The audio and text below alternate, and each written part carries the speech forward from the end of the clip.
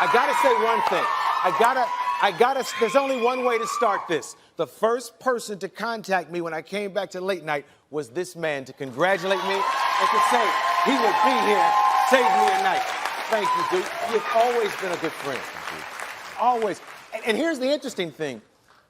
Do you have a cell phone? No. See, I'm always shocked when I hear from you. But how do you survive in this world without a cell phone? Everybody I know has one. Oh. You're in social media. You have an Instagram account, a Twitter account now? I'm trying to get Princegram. Oh.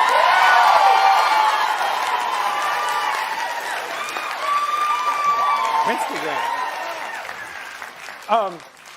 You actually, I saw a selfie of you, or it was yours, I should say. Yeah, I did that. Yeah, that was your first? Yeah. Yes. That was it. How would you, yeah. What do we title that selfie? One. One. That's one. Let's talk about titles. Your favorite title in the Prince catalog. What's your favorite song? Turns you on every time you do it. I usually answer by saying the next one, but there is a song that we've just written called The Breakdown. One of the things that we try to do, though, is wait until we have other songs that go together with our favorites. That's why it takes a long time to come out with albums. Yeah. These days. Yes. Because, you know, not being under contract, there's no rush to do anything. If you weren't, they like that. They like you having your freedom, I think. If you weren't Prince, what would you do for a living, you know? I mean, because I know there was a point where you maybe thought about something else. What would you do? Well, I can't see you at the bank, you know? Even though all the ladies would be in his line, you know?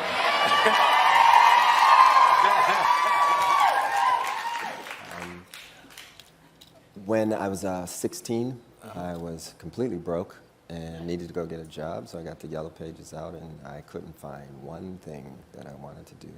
So I decided I was going to push as hard as I could to be a musician and win at it, you know?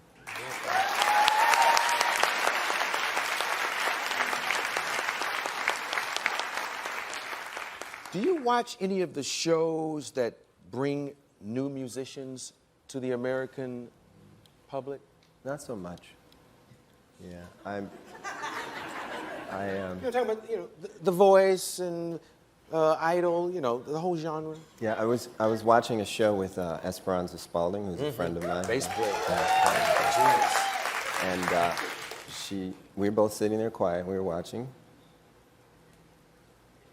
And we looked at each other, and then she says, "Are you rearranging the music right now in your head?"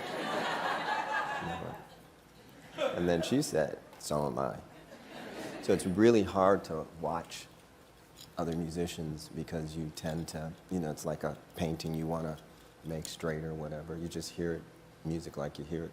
Doesn't mean that, you know, what they're doing isn't of merit. It's just, I just hear music different, that's all.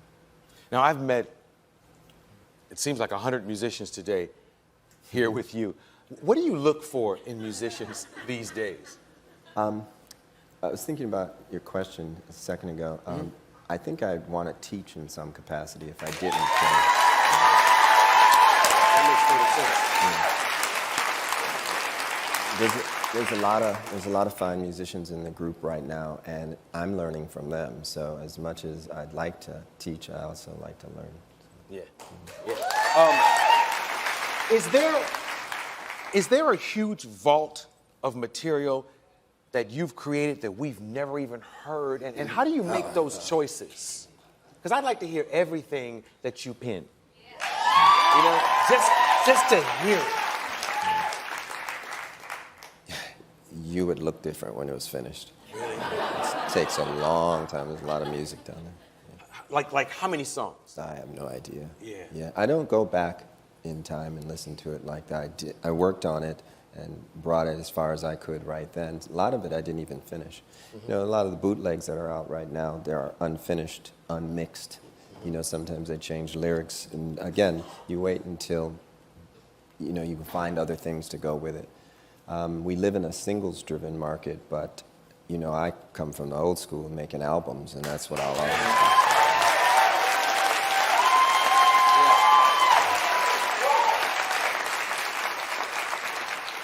You seem to have somewhat of a love-hate battle going on with technology.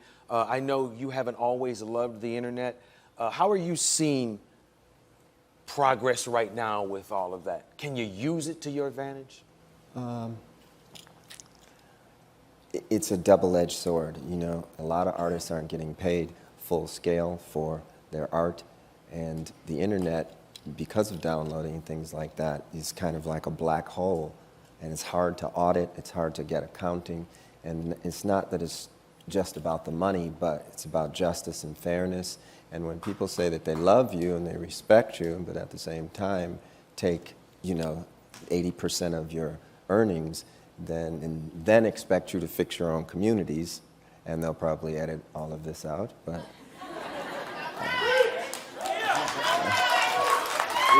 Then it gets, that's the sharp part of the sword, and we're at the wrong end of it right now. So eventually, with courageous people going out there and actually saying something and standing up for it, I think we'll get some balance. Yeah.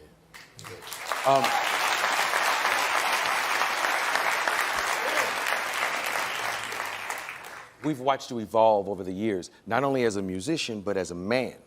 And I wonder sometimes when you look back at old material, like I've looked at so much in the last 24 hours to prepare for this, do you look back at old stuff, risque stuff, and want to separate yourself from it?